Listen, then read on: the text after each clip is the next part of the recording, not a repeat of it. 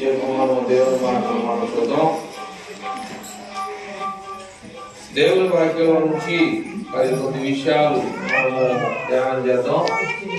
ఇక్కడ యేసుక్రీస్తు ప్రభువారి యొక్క మరి జన్మదిన వేడుకల గురించి మనం ఆలోచన చేస్తా ఉంటే, మరి మత్తయి సువార్తలో ఒక విషయాన్ని మనం చూద్దాం. 2వ అధ్యాయంలో, మత్తయి సువార్త 2వ అధ్యాయంలో 19వ వచనాన్ని మనం చదువుకుంటుంది కదా. మత్తయి సువార్త 2వ అధ్యాయం 19వ వచనం. ఏ రోజు చనిపోయిన తర్వాత ఇదిగో ప్రభువు దూత ఐగుప్తులో యోసేపునకు స్వప్నమందు ప్రత్యక్షమై నీవు లేచి శిశువును తల్లిని తోడుకొని ఇశ్రాయేలు దేశమునకు వెళ్ళుము. శిశువు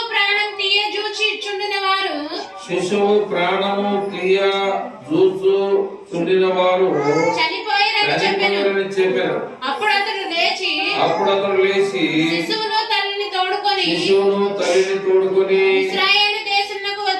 ఇశ్రాయేలు దేశమునకు వచ్చెను. అయితే అర్కిలాయ తన తండ్రి అయిన హేరోదుకు ప్రతిగా యూదయ దేశము ఏలుచున్నాడని విని అక్కడికి వెళ్ళవెలిచి స్వప్నమందు దేవుని చేత బోధింపబడిన వాడై గలిలయ ప్రాంతమునకు వెళ్లి నజరేతను ఊరికి వచ్చి అక్కడ కాపురం ఉండెను. కనుక ప్రియమైనటువంటి వారులారా,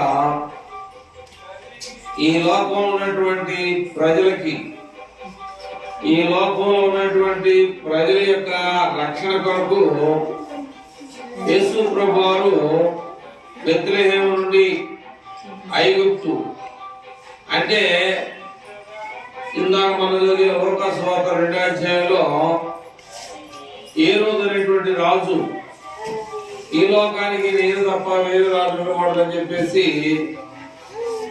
ఇక్కడ చాలా మంది ఎక్కువగా చిన్న పిల్లలు ఉన్నారు. ఈరోజు 2 సంవత్సరాలు లోపు ఉన్నటువంటి పిల్లలు, మగ పిల్లలు అందరినీ చంపేమని చెప్పేసి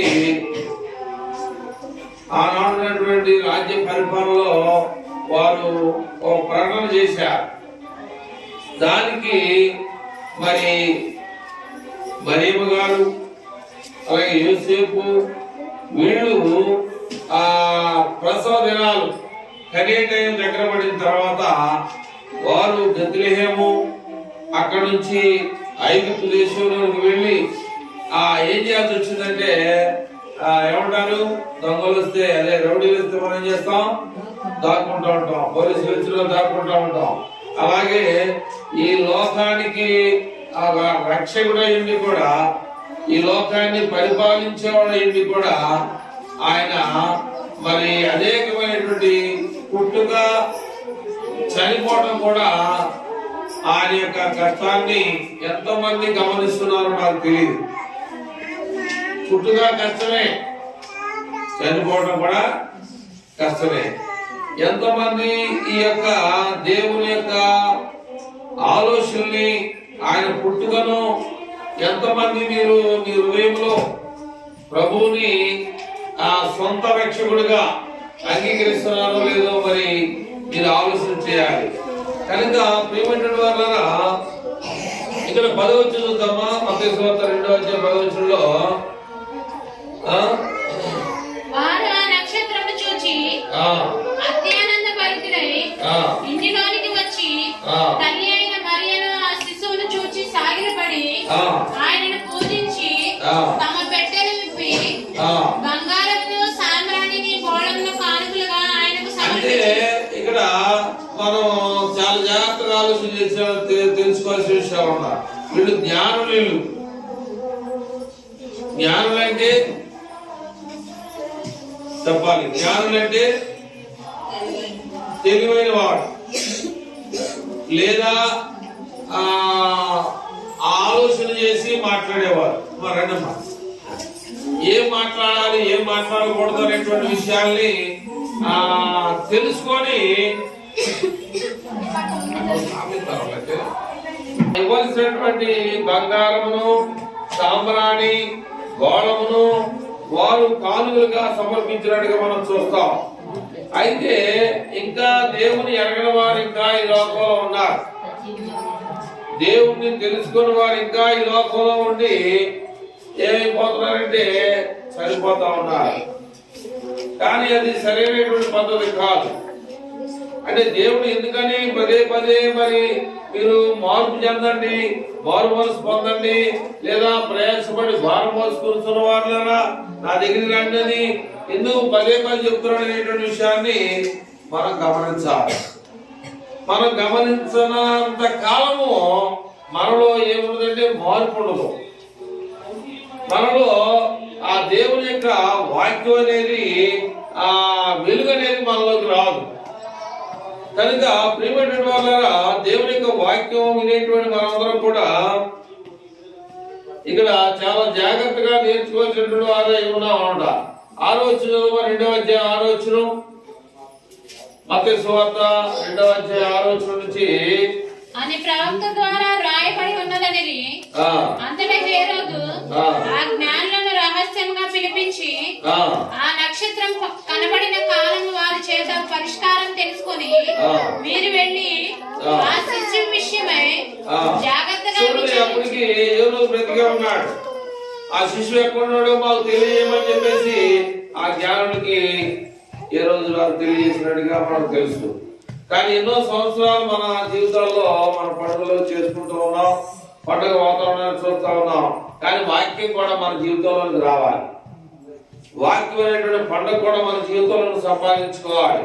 ఎందుకంటే మనము ఎలాంటి వారము నిమిత్త మాత్రులము. అవును కదా నిమిత్త మాత్రులు అంటే ఏంటి? ఏ టైంలో ఏం జరుగుతుందో కూడా మనకి ఈ లోకంలో జీవించుతున్నాము అనేటువంటిది తెలుసు. కానీ మరి ఎంతకాలం జీవించగలమని ఎవరికి తెలుసా? ఎంతకాలం ఈ లోకంలో ఉంటామని ఎవరికి తెలుసా? యేసు ప్రభువుకి తెలుసు. ఆయన ఎప్పుడు చనిపోతాడో తండ్రి చెప్పాడు, ఆయన ఎప్పుడు పుడతాడో తండ్రి చెప్పాడు. ఈ నూతన నిబంధన పుట్టుక మునిపే పాత నిబంధనలో ప్రవచనాలు ఇద్దరు చదివారు, యెషయా గ్రంథంలో ఇద్దరు చదివారు. అది యేసు ప్రభువు రాకముందు వారు చదివిన విషయాలను చూసాం. అలాగే యేసు ప్రభువు వచ్చిన తర్వాత ఏం జరుగుతుంది అంటే సత్రంలో ఆయనకి సత్రం అంటే కొంచెం మరి ఆ పాత కాలంలో తెలుస్తా ఉన్నారు. అంటే దేవుని జ్ఞానం ఎరిగిన వారు, దేవుని వాక్యం ఎరిగిన వారు, అంటే ఈ లోక సంబంధమైనటువంటి ఆలోచన కాకుండా దేవుని జ్ఞానాన్ని సంపాదించిన వారు సత్రాలున్నాయి. ఆ సత్రాల్లో ఆ రాత్రి నువ్వు పొద్దుపోయిందనుకో ప్రయాణంలో, ఆ ప్రయాణంలో పొద్దుపోతే ఏం చేస్తారంటే ఆ సత్రంలో పడుకొని మళ్ళా ఉదయాన్నే లేచి వెళ్ళిపోతాం. అలాగా ఇక్కడ మన బాగుండేది మీ అందరూ తెలుసు. ఈ రాజశేడి దగ్గర మంచి బావి, 2 ఊర్లు తాగినా కూడా ఆ బావిలో నీళ్లు తరిగే కాదు. కానీ ఎండాకాలం అప్పుడు ఒక తొట్టి పెట్టి అక్కడ తాడు కూడా పెట్టేవారు. ఎద్దుల బండి వాళ్ళు వచ్చినప్పుడు ఆ తాడు కడతో నీళ్లు పోసుకొని అలాగా వాళ్ళ యొక్క సేద తీర్చుకొని వెళ్తా ఉండేవాడు. అలాగే సత్రంలో కూడా యేసు ప్రభు వారికి ఏం లేదు, తాను చెప్పాలి. ఎన్ని సంవత్సరాలు మనం ఉన్నాం? సత్రంలో కూడా స్థలం లేనందున ఎక్కడ ఉంచారు ఆయన్ని? చాలా జాగ్రత్త. మనం పశువుల తొట్టి ఏమాత్రం నాకు కొంచెం మనం ఏం రాసుకున్నా ఎవరిని నేను ఉద్దేశించి మాట్లాడాల. శుభ్రంగా రావడానికి మనం చక్కని బట్టలు, నూతన వస్త్రాలు, మంచి వాసన వచ్చేటువంటి పక్కనోడికి వాసన బ్యాడ్ స్మెల్ రాకుండా మంచి వాసన మనం రాసుకుని వస్తాం. కానీ ఈ లోకాన్ని రక్షించేవానికి ఎలాంటి అత్తరు ఉంది? ఎలాంటి అత్తరు ఉంది? పశువులు తొట్టండి ఎట్లా ఉండదు? అక్కడ శుభ్రం ఉండదా? ఆ ఇల్లు గల్లోడు పొద్దున్నే శుభ్రం చేస్తే శుభ్రం ఉండదు. అది కూడా అక్కడ ఉంటుంది. గేదెలు రాసిపోతా ఉంటాయి, అనేక రకాలైనటువంటి ఆ వాసనలు వచ్చేటువంటి పరిస్థితి. మరి దేవుడు మనను ఎలా ఉంచుతున్నాడు, ఏ స్థితిలో ఉంచాడు, మన స్థితి ఏంటి, మన పరిస్థితి ఏంటి, ఇప్పుడు మనం ఉన్న స్థితి ఏంటి, ఆయన పుట్టిన స్థితి ఏంటి? పశువుల తొట్టి అంటే అక్కడ ఏమన్నా శుభ్రకూడదా, అక్కడ ఏమన్నా మంచి వాసన వస్తుందంటే రాదు. అంటే అర్థం ఏంటి దానికి? ఇది కూడా తెలుసుకోవాలి. తను తాను తగ్గించుకున్నవాడు హెచ్చించబడ్డాడు. అలా దేవుడు ఏం చేశాడు? తగ్గించుకున్నాడు. నేను దేవుడిని అయ్యండి కూడా, నేను దేవత్వం నాలో ఉండి కూడా, దేవుని యొక్క స్వభావాలు గుణ లక్షణాలు నాలో ఉండి కూడా నేను ఎందుకని బెత్లెహేము నుంచి ఐగుప్తు పారిపోవాల్సిన అవసరం ఎందుకు వచ్చింది అనుకోలా. అంటే ఆ ప్రసంగి అనేటువంటి ప్రతి దానికి ఒక టైం అనేది ఉంటది. ఆ టైం రావాలి. ఆయన కూడా స్థితిలోకి రావాలంటే ఒక టైం అనేది రావాలి. ఆ టైం వచ్చిన తర్వాత ఆ టైం బట్టి ఆయనకి అధికారం వస్తుంది అన్నమాట. అలాగే మనకు కూడా దేవుడు టైం ఇస్తాడు. నువ్వు అభివృద్ధి చెందు, నువ్వు విస్తరించు, నువ్వు అనేక విధాలుగా కష్టపడి నీ పనిని నువ్వు కొనసాగించని చెప్పేసి దేవుడు ఏం చేస్తాడంటే మనల్ని పని చేసుకొని బ్రతకమని చెప్పాడు. కనుక దేవుడు మన కొరకు ఎన్ని కష్టాలు పడ్డాడు పుట్టినప్పుడు అనే విషయాలు కూడా మనం ఆలోచన చేయాలి. కనుక ఈయన అనేకమైనటువంటి దావీదు గ్రామం బెత్లెహేము, దావీదుపురం అనేటువంటిది, దావీదుపురము, దావీదు గ్రామం, దావీదు గోత్రం ఎందుకు వచ్చింది అనేది కూడా మనకు తెలిసి ఉండాలి. దావీదు కూడా దేవుడు నడిచినవాడు, దావీదు కూడా దేవుడితో సమానభావంగా నడిచిన వాడు కనుక దావీదుకి అంత పేరు వచ్చింది. అలాగే మరి 2024 సంవత్సరంలో దేవుడు మనందరినీ కూడా ప్రేమించి మనందరినీ కూడా ఆశీర్వదించి ఇక్కడ ఏమన్నాడంటే లూకాసు సువార్త 2:11 మనం చూస్తే దావీదు పట్టణమందు నేడు రక్షకుడు మీ కొరకు పుట్టి ఉన్నాడు, ఈయన ప్రభు అయినటువంటి క్రీస్తు, దానికి ఇదే మీ కానవాలు. ఒక శిశువు పొత్తిగుడ్డలతో చుట్టబడి ఒక తొట్టిలో పండుకొని మీరు చూచెదరని వారితో చెప్పాను. వెంటనే పరలోక సైన్య సమూహము ఆ దూతతో కూడా నుండి సర్వోన్నతమైనటువంటి స్థలములో దేవునికి మహిమయు ఆయనకి ఇష్టమైన మనుషులకు భూమి మీద సమాధానము కలుగునుగా కానీ దేవునికి స్తోత్రము చేయుచుండెను. అంటే ఇప్పుడు ఈయన ఎవరిని ప్రేమిస్తాడు అర్థమవుతుందా? యేసు ప్రభు వారు ఎవరిని ప్రేమిస్తాడు? ఎవరిని ప్రేమిస్తాడు? ఆయనకి ఇష్టమైన మనుషులను రాసినట్ట ఉండాలి వాక్యం. అంటే ఆయనకి ఇష్టమైన మనుషులు మాత్రమే ఆయన చూస్తాడని అన్నాడు ఇక్కడ. కానీ ఒకసారి ఏమన్నాడు అంటే ఆయన నీతిమంతుల మీదను అనీతిమంతుల మీద కూడా తన వర్షాన్ని కురిపిస్తానన్నాడు. అంటే ఎందుకని ఆయనలో ఉన్నటువంటి ఆ యొక్క మంచితనాన్ని మనం ఏం చేస్తున్నామంటే పంచుకోలేకపోతున్నాం. దేవుల్లో ఉన్నటువంటి మంచితనాన్ని మనం ఏం చేస్తున్నామంటే పంచుకోలేకపోతున్నాం, లేదనుకుంటే మనము స్వాధీనం చేసుకోలేకపోతాం, మన హృదయంలోనికి స్వీకరించుకోలేకపోతున్నాం.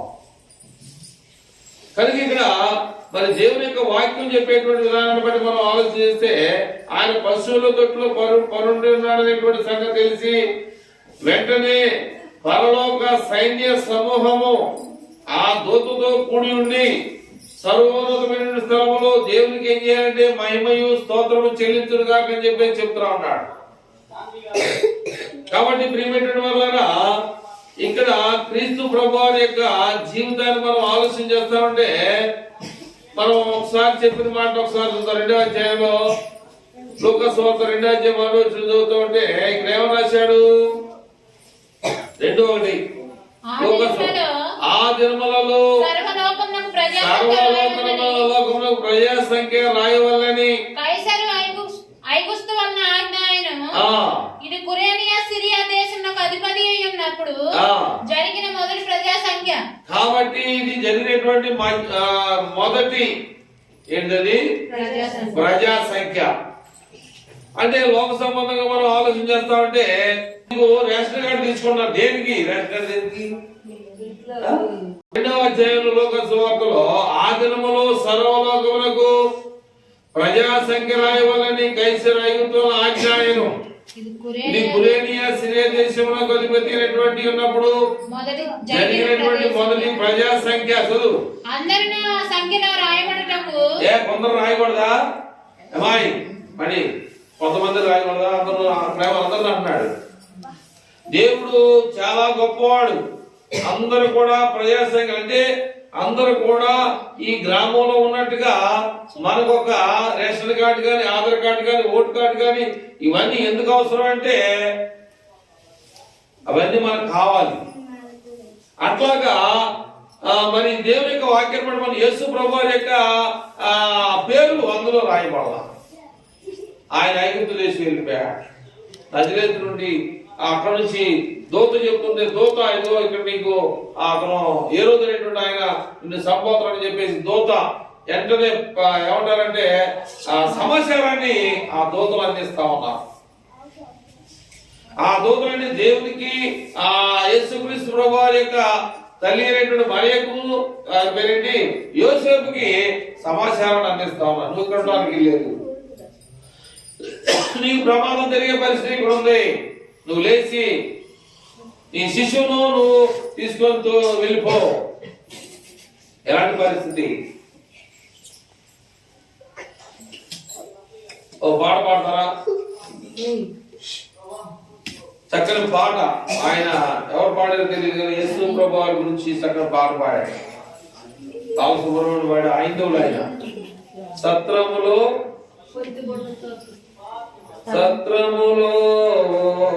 యేసయ్యా నీకు స్థలమే దొరకలేదయ్యా ఎంత దీనాతి దీనవో ఓ యేసయ్యా నీ జనమెంత దయనీయమో తలచుకుంటే నా గుండె తడబడి కలిగి నీరగుచున్నది ఎంత దీనాతి దీనవో ఓ యేసయ్యా. కనుక ప్రియమైనటువంటి వారులారా, మరి నిన్న సాయంకాల సమయంలో మరి వాతావరణం అదే కాలము సమయం మన చేతులు లేవు, కాలం మన చేతిలో లేదు. అందుకని నిన్న దినాన సాయంకాల సమయంలో ఏం జరిగింది? అందరికి బాధాకరమైనటువంటి పరిస్థితి జరిగింది.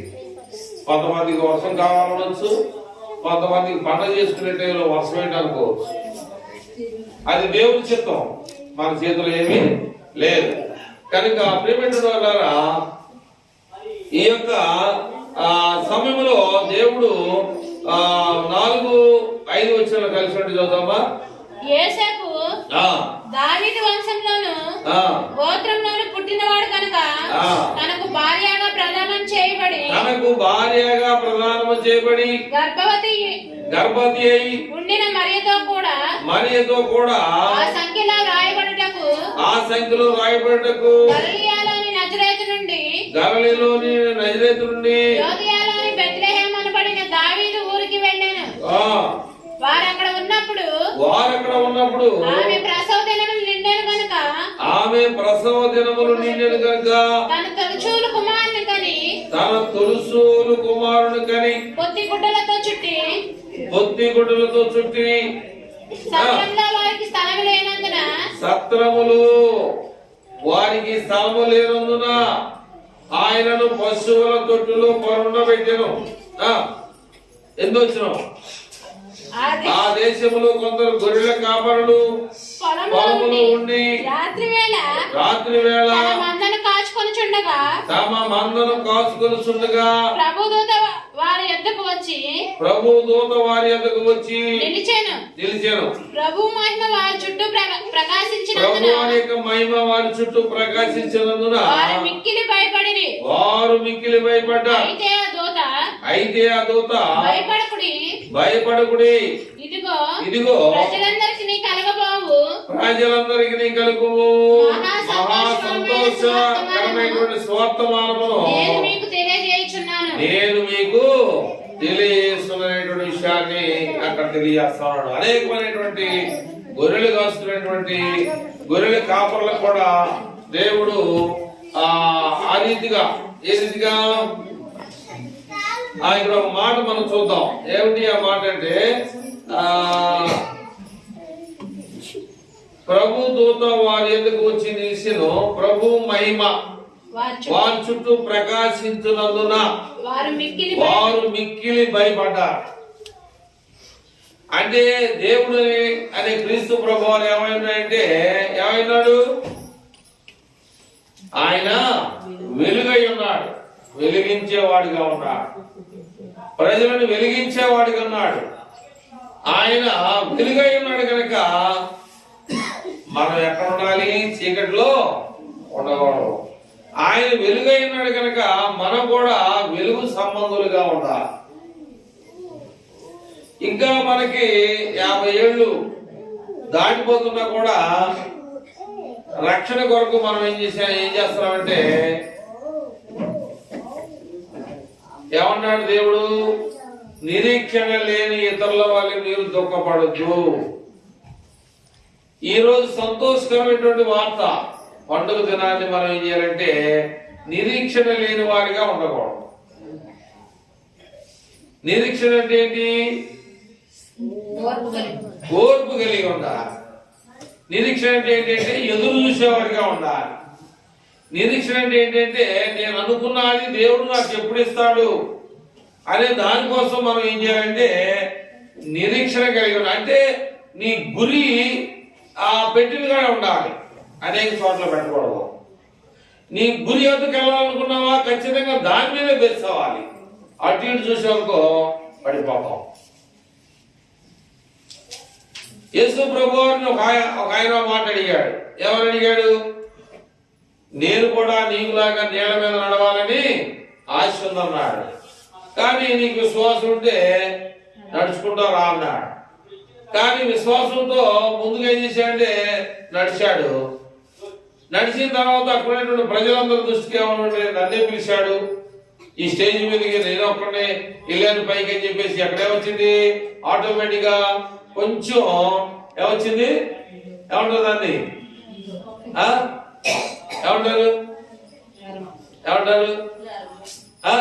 గర్వం కానీ లేదంటే నేనే గొప్ప కానీ అనే ధీమా ఆలో ఆయన ఏమొచ్చిందంటే మీ 11 మంది కన్నా నేనే గొప్ప అని చెప్పేసి ఆయనకి ఏమొచ్చిందంటే కొంచెం గర్వం, కొంచెం రకరకాలైనటువంటి నేను గొప్ప అనేటువంటి ఆ స్థాయిని ఎప్పుడైతే తన మనసులోకి వచ్చిందో ఏమైంది?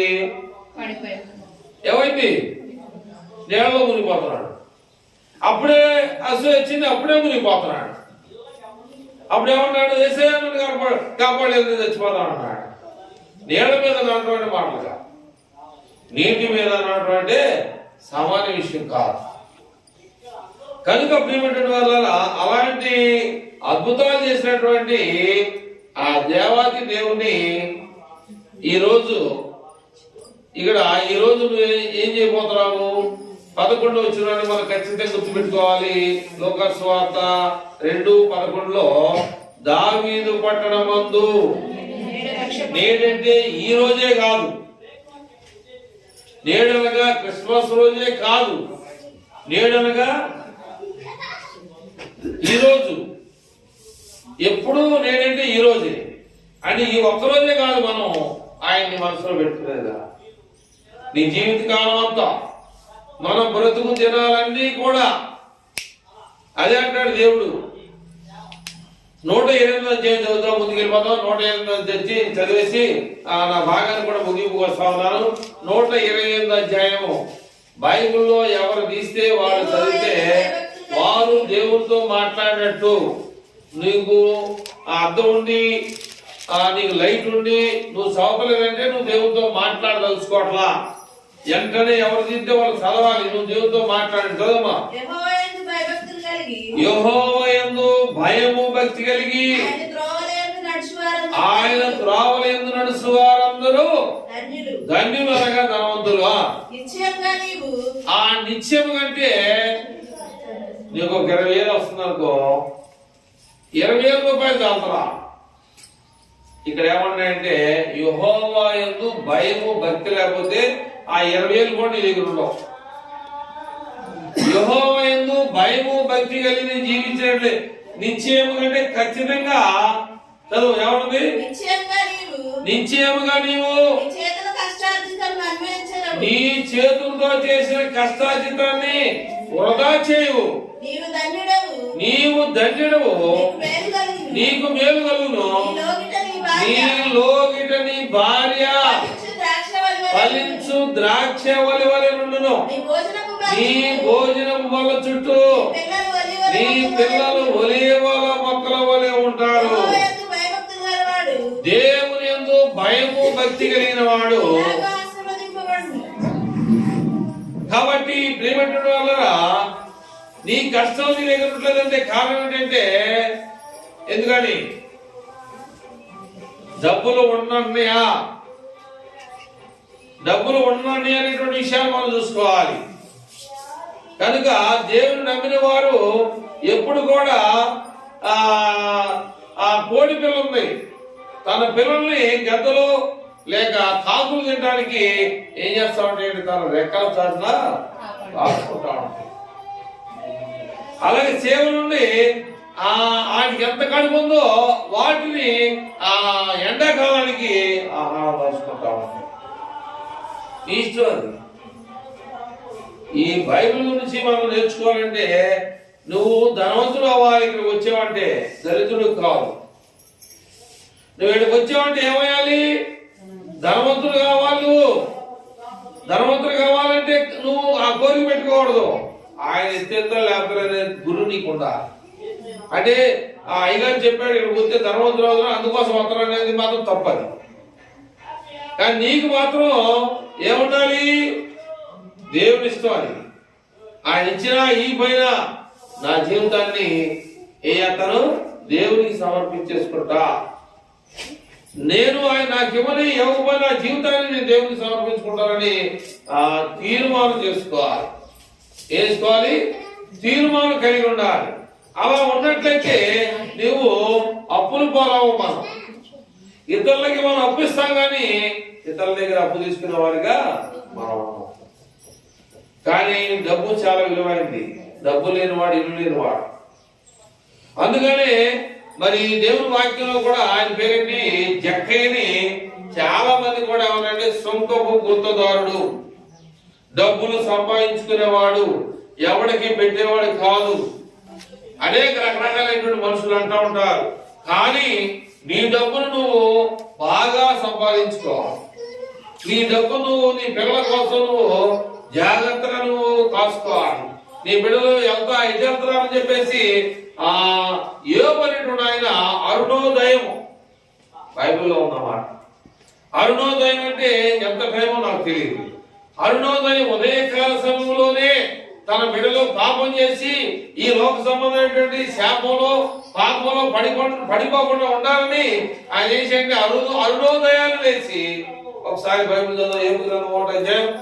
ఏబు గ్రంథం 1వ అధ్యాయంలో ఆయన నిజంగా పనిచేసాడు లేదు మనం చూసి దేవుని వాక్యం నుంచి మనం ముందుకి ముగించుకోవడానికి మనం సిద్ధపడదాం. వాక్య భావం నుంచి ముగింపు కొడుతున్నాం. ఊజు దేశం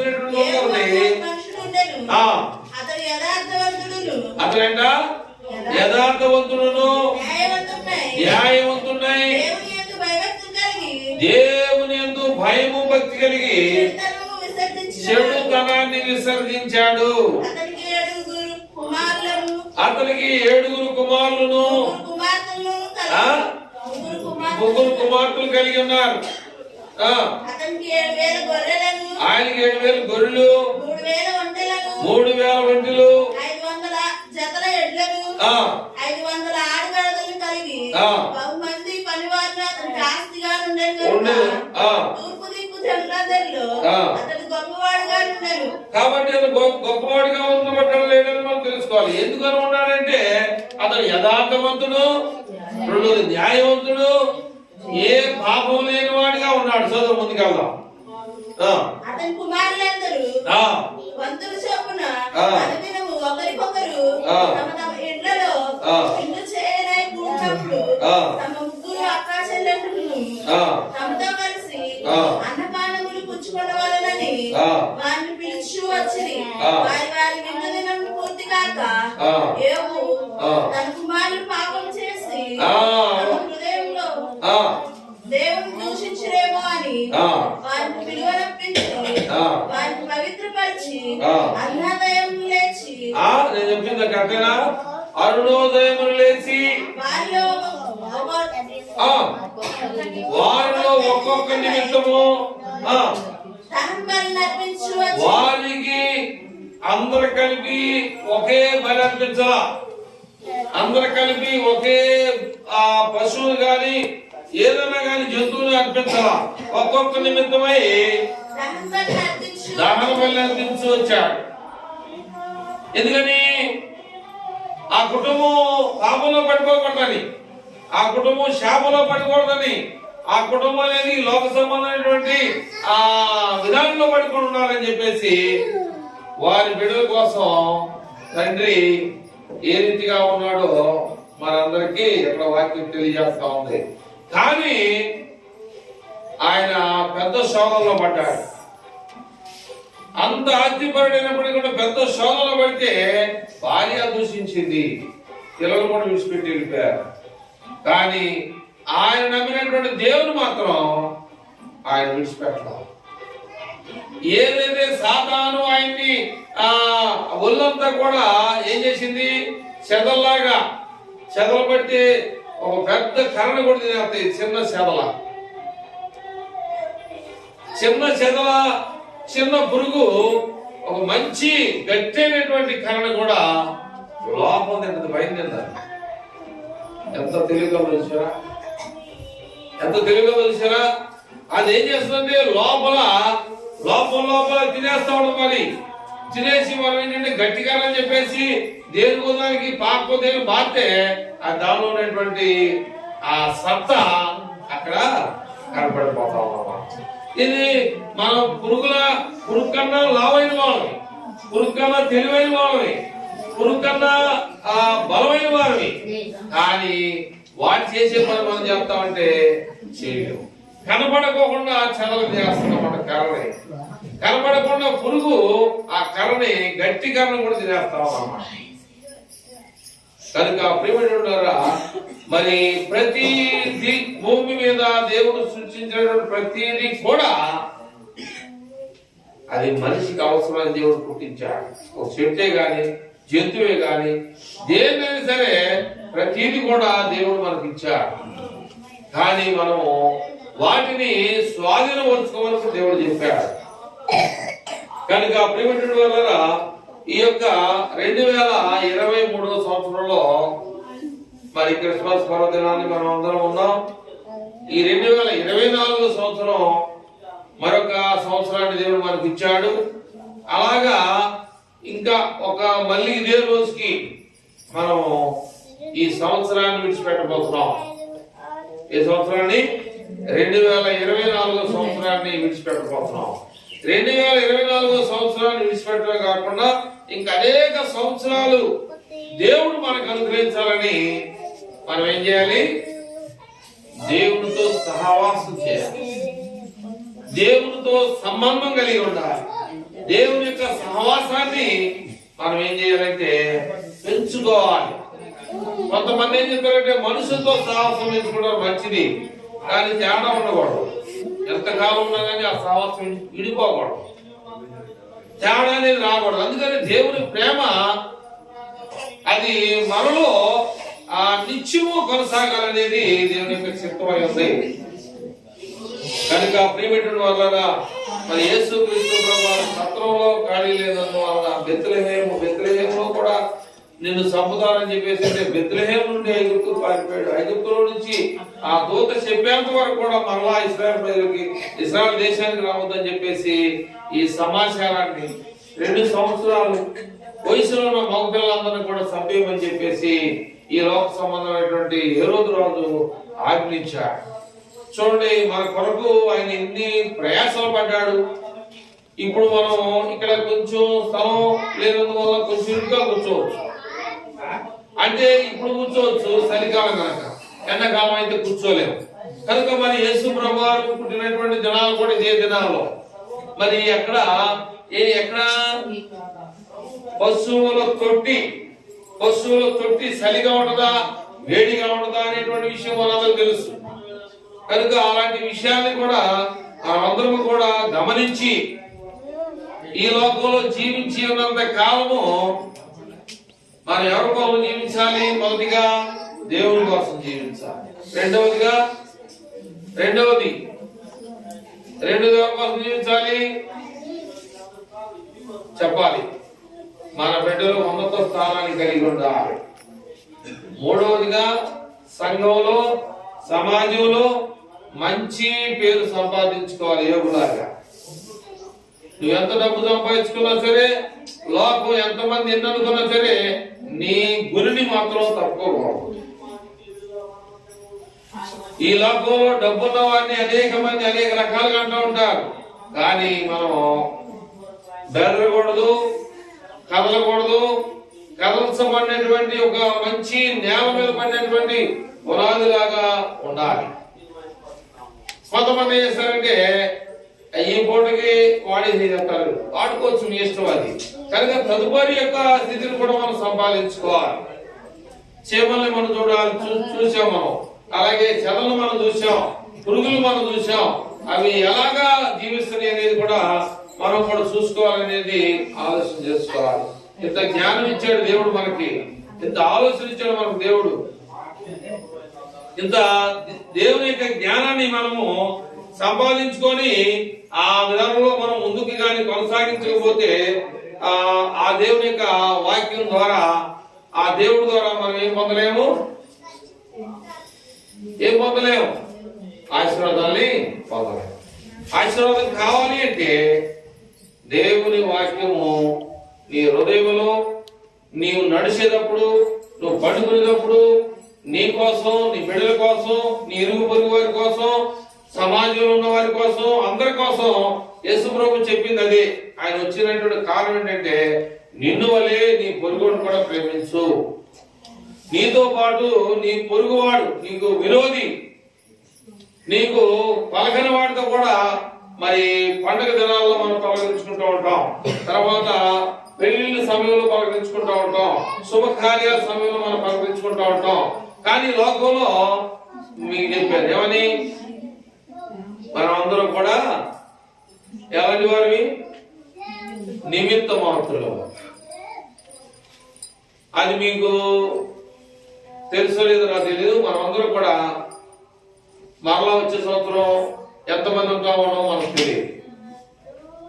ఒకవేళ దేవుడు ఉంచాడు అనుకో, ఇంకా ఆయన మనం ఎక్కువగా స్తుతించాలి.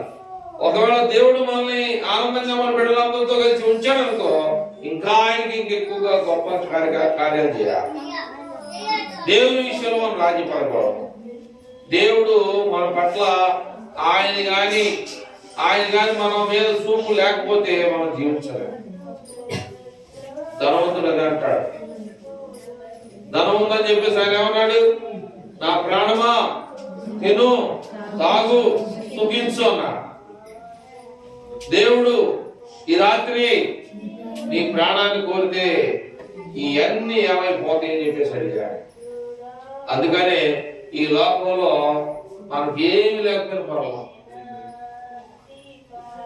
మీకు చాలాసార్లు చెప్పా, బుడదలో ఉన్న ఆయన కరుణేంద్ర గారు, నీ కొత్త బట్టలు కొనుక్కోలేకపోయినా పాత బట్టలని ఉతుక్కొని శుభ్రంగా ఇస్త్రీ చేసుకునేగలిగే డబ్బులు ఉంటే చేసుకుని అయ్యే చాలా బాగుంటుంది.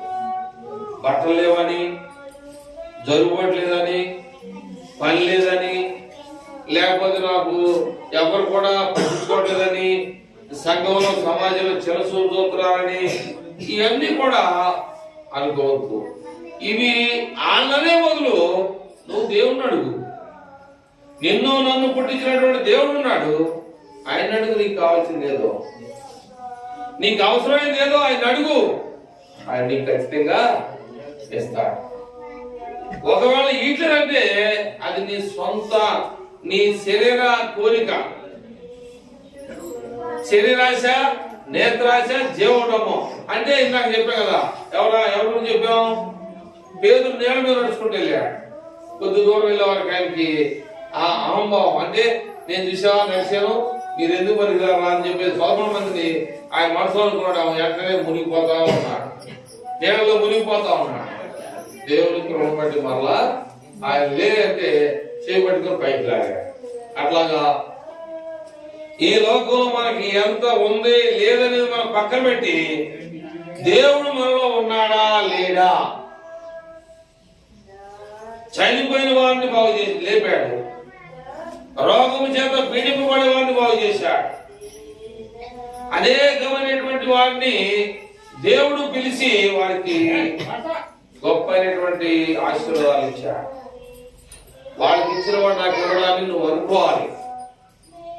నేను ఇదే నా స్థితి, ఇది నా స్థితి ఇంతే అని అనుకోవడం తప్పది.